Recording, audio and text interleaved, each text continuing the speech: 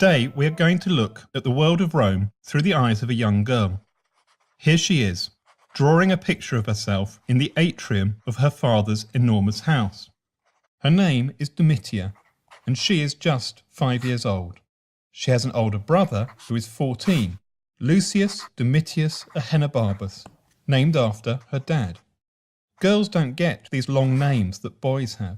What is worse is that Dad insists on calling all his daughters Domitia. Domitia! Let's call the Domitia, drawing on the column, Domitia 3. She has an older sister, Domitia 2, who is 7 years old, and then there is Domitia 1, who is 10. There would have been a Domitia 4, but Mum died trying to give birth to her 3 years ago. Confused? The Romans were too. They could work out ancestry through the male line with the nice tripartite names such as Lucius Domitius Ahenobarbus.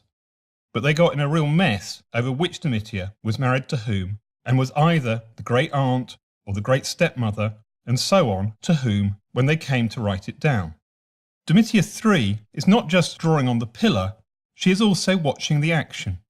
You see, it's early and the time of day when all her dad's clients and friends come to see him at home to pay their respects. Lucius Papidius Secundus, a 17-year-old who wants to marry Domitia 2 within the next 5 to 7 years, has come as well.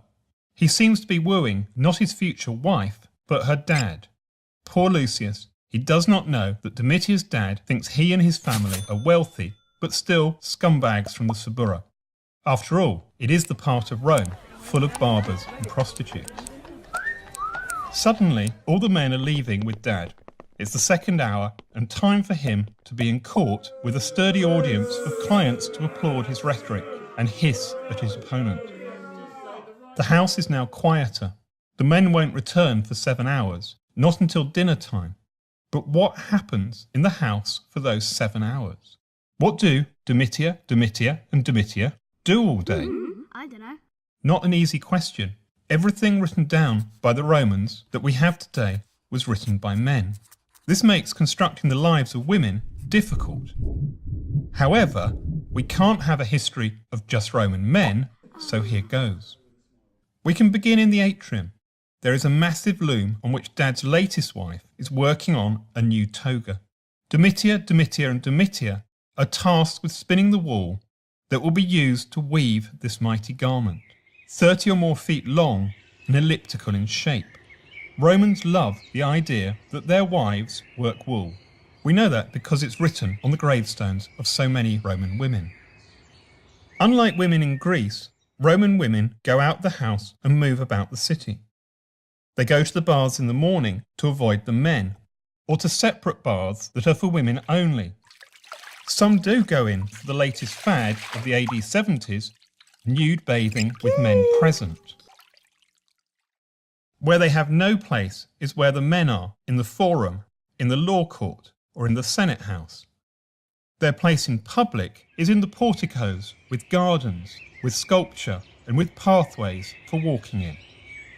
When Domitia, and Domitia want to leave the house to go somewhere, like the portico of Livia, they must get ready.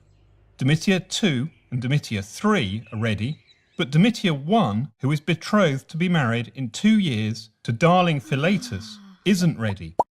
She's not slow, she just has more to do. Being betrothed means she wears the insignia of betrothal, engagement rings and all the gifts Philetus has given her.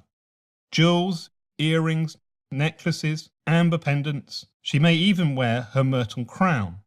All this bling shouts, I'm getting married to that 19-year-old who gave me all this stuff I'm wearing. Whilst they wait, Domitia 2 and Domitia 3 play with their dolls that mirror the image of their sister, decked out to be married. One day, these dolls will be dedicated to the household gods on the day of their wedding. Okay, we're ready. The girls step into litters carried by some burly slaves. They also have a chaperone with them and will be meeting an aunt at the porticus of Livia. Carried high on the shoulders of these slaves, the girls look out through the curtains to see the crowded streets below them. They traverse the city, past the Colosseum, but then turn off to climb up the hill to the porticus of Livia. It was built by Livia, the wife of the first Emperor Augustus. on the site of the house of Vedius Pollio. He wasn't such a great guy. He once tried to feed a slave to the eels in his fish pond for simply dropping a dish. Luckily, the emperor was at the dinner and tamed his temper. The litters are placed on the ground and the girls get out, and arm in arm, 2 by 2, they ascend the steps into the enclosed garden with its many columns. Domitia 3 has shot off and is drawing on a column. Domitia 2 joins her, but seeks to read the graffiti higher up on the column. She spots a drawing of gladiators and tries to imagine seeing them fighting, something she will never be permitted to do, except from the very rear of the Colosseum. From there, she will have a good view of the 50,000 spectators, but will see little by way of blood and gore. If she really wanted a decent view, she could become a Vestal Virgin and would sit right down the front. But a career tending the sacred flame of Vesta is not to everybody's taste. Domitia 1 has met another 10-year-old, also decked out in the insignia of betrothal. Home time. When they get there after the 8th hour, something is up. A smashed dish lies on the floor. All the slaves have been gathered together in the atrium and await the arrival of their master. Dad is going to go mad. He will not hit his children, but like many other Romans, he believes that slaves have to be punished. The whip lies ready for his arrival. No one knows who smashed the dish, but Dad will call the undertaker to torture it out of them if he must. The doorkeeper opens the front door to the house. A hush comes over the anxious slaves. In walks not their master, but instead a pregnant teenager. It is the master's eldest daughter, aged 15, who is already a veteran of marriage and childbirth. Guess what her name is? There is a 5 to 10% chance she won't survive giving birth to her child. But for now, she has come to dinner with her family. As a teenage mother, she has proved that she is a successful wife by bringing children and descendants for her husband, who will carry on his name in the future. The family head off to the dining room and are served dinner. It would seem Dad has had an invite to dinner elsewhere. With dinner concluded, the girls cross the atrium to bid farewell to their older sister, who's carried home in a litter escorted by some of Dad's bodyguards.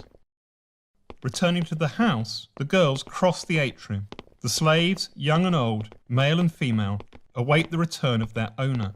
When he returns, he may exact vengeance, ensuring his power over the slaves is maintained through violence and terror, to which any slave could be subjected. But for the girls, they head upstairs for the night, ready for bed.